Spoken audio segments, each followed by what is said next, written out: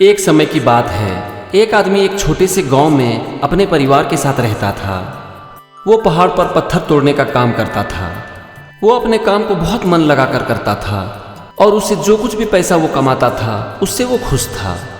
दिन भर काम करने के बाद वो शाम में घर जाता था, अपने परिवार के साथ खाना खाता था, सबके साथ थोड़ा टाइम बिताता था, बातें करता था और चैन की नींद से सो जाता था। उसे अपनी जिंदगी से कोई गिला शिकवा नहीं थी। वो अपने परिवार के साथ बहुत खुश था। वो जब तक कुछ सोच नहीं रहा था तब तक तो उसकी जिंदगी बहुत अच्छी चल रही थी। लेकिन एक दिन काम से लौटने के बाद खाना खाकर जब वो आराम कर रहा था तो अपनी जिंदगी के बारे में सोचने लगा। फिर उसे लगने लगा कि ये भी कोई जिंदगी है। मैं दिन भर पहाड़ पर पत्थर तोड़ने का काम करता हूँ, धूप में काम करता हूँ, इतनी मेहनत करता हूँ और मैं इतना कम पैसा कमाता हूँ। इससे किसी तरह से मेरे और मेरे परिवार का गुजारा चलता है। ये भी कोई जिंदगी है। वो सोचने लगा कि काश कुछ ऐसा हो जाए, मुझे एक ऐसी शक्ति मिल जाए जिससे कि मैं जो कुछ भी सोचता हूँ, जो कुछ भी चाहता हूँ, जो भी मेरे सपने हैं वो सच हो जाए। अगर कुछ ऐसा हो जाए तो बहुत मजा आएगा जिंदगी में, मैं बहुत खुश हो जाऊंगा। इस सब के बारे में वो सोचते सोचते सो गया। रात में सोने के बाद उसे एक सपना आया। सपने में उसे एक बहुत अच्छा बंगला दिखाई पड़ा। वो एक आलीशान घर था। घर के नीचे में कार लगी हुई थी। नीचे छोटा सा गार्डन था जहाँ की बच्चे खेल रहे थे। वो सपने में उस घर को देखने के बाद सोचने लगा कि काश ये बंगला मेरा हो जाए। अभी मैं एक छोटे से घर में रहता हूँ, मेरे बच्चे के पास खेलने के लिए जगह भी नहीं है। अगर ये बंगला मुझे मिल जाए तो मेरी जिंदगी पूरी तरह से बदल जाएगी और मैं अपने परिवार के साथ बहुत खुश रहूंगा इस बंगले में और सुकून की जिंदगी जीऊंगा। वो सपने में ही भगवान को पुकारने लगा और कहने लगा कि हे भगवान, किसी तरह से ये बंगला मुझे दे दो, इससे मेरी जिंदगी पूरी तरह से बदल जाएगी। मैं अपने परिवार के साथ बहुत खुश रहूंगा इस बंगले में। हे भगवान, किसी तरीके से ये बंगला मुझे दे दो। अब उसके सपने में एक चमत्कार होता है। भगवान उसके सामने प्रकट हो जाते हैं और कहते हैं, तथास्तु, जाओ, ये बंगला तुम्हारा हुआ। इससे उसकी खुशी का ठिकाना नहीं रहा। वो बंगला पाकर बहुत खुश हो गया, लेकिन उसकी खुशी बहुत देर तक टिक नहीं पाई। उसे अचानक से एक शोर सुनाई दिया। उसने देखा कि उसके घर के सामने से एक रैली निकल रही है और उस रैली के बीच में था एक आदमी जो कि अपना हाथ हिला रहा था। उसे पता चला कि वो आदमी एक सिनेमा एक्टर है।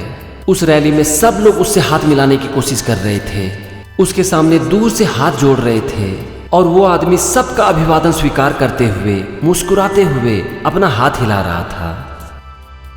अब उस नज़ारे को देखकर उसे लगने लगा कि ये घर किसी भी काम की नहीं है। मैं एक बहुत ही छोटा आदमी हूँ, मैं कितना भी कर लूँ लेकिन इसकी बराबरी नहीं कर सकता। काश किसी भी तरीके से मैं इसकी तरह बन जाऊँ, मैं भी एक फेमस सिनेमा एक्टर बन जाऊँ। फिर मैं भी जहाँ पर भी जाऊँगा इतनी ही बड़ी भीड़ जमा हो जाएगी, लोग मुझे देखने की कोशिश करेंगे और मैं भी मुस्कुराते हुए इसी आदमी की तरह अपना हाथ हिलाऊंगा। वो सपने में भगवान को बुलाने लगा और कहने लगा कि भगवान, मुझे किसी भी तरीके से एक सिनेमा एक्टर बना दो, इससे मेरी जिंदगी बदल जाएगी। उसके ये सोचते ही एक बार फिर से चमत्कार होता है। भगवान उसके सामने प्रकट हो जाते हैं और कहते हैं, तथास्तु। अब तो उसकी खुशी का ठिकाना नहीं था, क्योंकि वो एक सिनेमा एक्टर बन चुका था। उसके आसपास एक बहुत बड़ी भीड़ जमा हो चुकी थी। लोग उसे देखने के लिए तड़प रहे थे, तरस रहे थे और वो मुस्कुराते हुए अपना हाथ हिला रहा था। लेकिन उसकी ये खुशी भी बहुत ज्यादा देर तक टिक नहीं पाई, क्योंकि वहां पर अचानक से धूप बहुत तेज हो गई और वो गर्मी से परेशान होने लगा। और फिर उसे लगने लगा कि ये सिनेमा एक्टर कुछ भी नहीं है, इसकी जिंदगी बेकार है। ये जो सूरज है ये सबसे ज्यादा ताकतवर है और इस सूरज के सामने ये सिनेमा एक्टर कुछ भी नहीं है। और ये ख्याल आते हुए वो सोचने लगा कि काश मैं सूरज बन जाऊं, तब मेरी शक्ति के सामने इस दुनिया में कोई भी टिक नहीं पाएगा। इस बात का ख्याल आते ही वो एक बार फिर से भगवान को पुकारने लगा। वो कहने लगा कि भगवान, मुझे किसी भी तरीके से सूरज बना दो। और एक बार फिर से चमत्कार हुआ। भगवान उसके सामने प्रकट हुए और बोले, तथास्तु, जाओ, मैं तुम्हें सूरज बना देता हूँ। अब तो वो आदमी खुशी से नाचने लगा, झूमने लगा, क्योंकि वो सूरज बन चुका था। वो पूरी दुनिया को रोशन कर रहा था और इस दुनिया में ऐसा कोई भी नहीं था जो कि उसकी रोशनी को रोक सके। लेकिन उसकी बाकी सब खुशी की तरह ये खुशी भी ज़्यादा देर तक टिक नहीं पाई, क्योंकि कुछ ही देर बाद आसमान में काले काले बादल छा गए, जिसने कि सूरज की रोशनी को रोक दिया। और फिर उसे लगने लगा कि ये सूरज नहीं, बादल सबसे ज़्यादा ताकतवर है, क्योंकि ये सूरज की रोशनी को भी रोक सकता है। और एक बार फिर से वो भगवान को पुकारने लगा और कहने लगा कि भगवान, मुझे सूरज नहीं बनना है, मुझे बादल बनना है, बादल। और ये सोचते ही एक बार फिर से भगवान उसके सामने प्रकट हो गए और बोले, तथास्तु। और वो आदमी कुछ ही देर में बादल बन गया और आकाश में उड़ने लगा। एक बार फिर से वो बहुत खुश हो गया, क्योंकि उसे ऐसा लग रहा था कि वो सबसे ज़्यादा ताकतवर बन चुका है। लेकिन उसका ये भ्रम भी ज़्यादा देर तक टिक नहीं पाया। कुछ ही देर बाद वहाँ पर हवा का एक तेज झोंका आया और सारे बादलों को उड़ा कर ले गया। वो एक बार फिर से दुखी हो गया, क्योंकि उसे ये एहसास हो गया कि हवा के सामने बादल की कुछ भी औकात नहीं है और ये हवा जब भी चाहे अपने साथ बादलों को उड़ा सकता है। वो फिर से सोचने लगा कि काश मैं ये हवा बन जाऊं। वो एक बार फिर से भगवान को पुकारने लगा। भगवान उसके सामने प्रकट हो गए और बोले, तथास्तु, जाओ मैं तुम्हें हवा बना देता हूँ। और उसके बाद अब वो हवा बन गया और एक बार फिर से वो बहुत खुश हो गया। अब उसे लगने लगा कि अब मैं इस दुनिया में सबसे ताकतवर बन चुका हूँ और मेरी शक्ति के सामने कोई नहीं टिक सकता। अगर मैं आंधी बन जाऊं तो सबको उड़ा सकता हूँ। वो आंधी बन गया, सबको उड़ाने लगा। उसके सामने कोई टिक नहीं पा रहा था। लेकिन अचानक से उसे अपने सामने एक पहाड़ दिखाई पड़ा, जिसका वो कुछ नहीं बिगाड़ पा रहा था। उसने अपनी पूरी शक्ति लगा दी, लेकिन उसने पहाड़ को टस से मस नहीं कर पाया। और फिर उसे लगने लगा कि ना, हवा कुछ भी नहीं है इस पहाड़ के सामने। ये पहाड़ इस हवा से भी शक्तिशाली है और ये हवा की ताकत को भी रोक सकता है। ये ख्याल आते ही उसे लगने लगा कि काश मैं पहाड़ बन जाऊं। वो फिर से भगवान को पुकारने लगा कि भगवान, मुझे हवा नहीं, पहाड़ बनना है, पहाड़। एक बार फिर से वहां पर चमत्कार हुआ। भगवान उसके सामने प्रकट हुए और उसकी इस इच्छा को भी पूरी कर दी। अब वो हवा से एक पहाड़ बन चुका था। लेकिन हर बार की तरह इस बार भी उसकी ये खुशी ज़्यादा देर तक टिक नहीं पाई।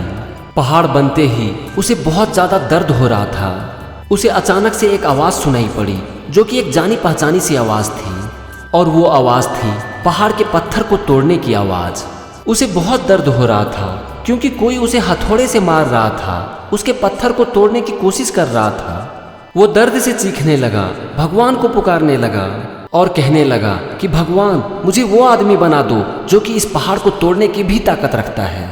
लेकिन हर बार की तरह इस बार भगवान प्रकट नहीं हुए। वो चीखने लगा, चिल्लाने लगा, रोने लगा, भगवान को पुकारने लगा कि भगवान, आप प्रकट हों, आप प्रकट हों। मुझे ये पहाड़ नहीं, वो आदमी बनना है जो कि इस पहाड़ को तोड़ सकता है। लेकिन भगवान प्रकट नहीं हुए। उसका दर्द बढ़ता ही चला जा रहा था और दर्द की वजह से अचानक से उसकी नींद टूट गई। उसके सामने एक मिरर था। उसने मिरर में खुद को देखा और फिर उसे एहसास हुआ कि इस बार भगवान प्रकट क्यों नहीं हुए। भगवान ने उसे पहाड़ से वो इंसान क्यों नहीं बनाया जो कि उस पहाड़ की पत्थर को तोड़ने की ताकत रखता है, क्योंकि असलियत में वो वही आदमी था। दोस्तों, ये तो थी एक कहानी जिससे कि हम बहुत कुछ सीख सकते हैं और इसकी सबसे बड़ी सीख है जिंदगी की सीख। भगवान ने हमें खुश रहने के लिए ही बनाया है, हमारा मन को शांत रहने के लिए ही बनाया है। लेकिन कितने ऐसे लोग हैं जो कि हमेशा खुश रहते हैं, जिनका मन हमेशा शांत रहता है? बहुत कम। इसका कारण क्या है? इसका सबसे बड़ा कारण है कि हम हमेशा अपनी तुलना दूसरे से करते हैं। हम दूसरों को देखते हैं और सोचने लगते हैं कि उसकी जिंदगी मेरे से बहुत अच्छी है और ये सोचकर हम दुखी हो जाते हैं। ये एक दूसरों से तुलना करने वाली सोच हमारी जिंदगी को तबाह करने के लिए काफ़ी है। हम जब भी किसी भी इंसान से अपनी तुलना करते हैं तो हम भूल जाते हैं कि भगवान ने हर इंसान को यूनिक बनाया है। इस दुनिया में कोई भी इंसान नहीं है जिसे हम कह सकते हैं कि ये इंसान परफेक्ट है। इसकी ज़िंदगी में सब कुछ है, खुशी है, पैसा है, शांति है और कोई दुख नहीं है।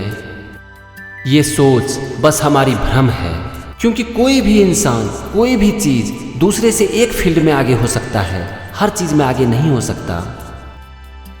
कुदरत ने जो कुछ भी बनाया है वो सब कुछ यूनिक है और किसी से किसी की तुलना की ही नहीं जा सकती।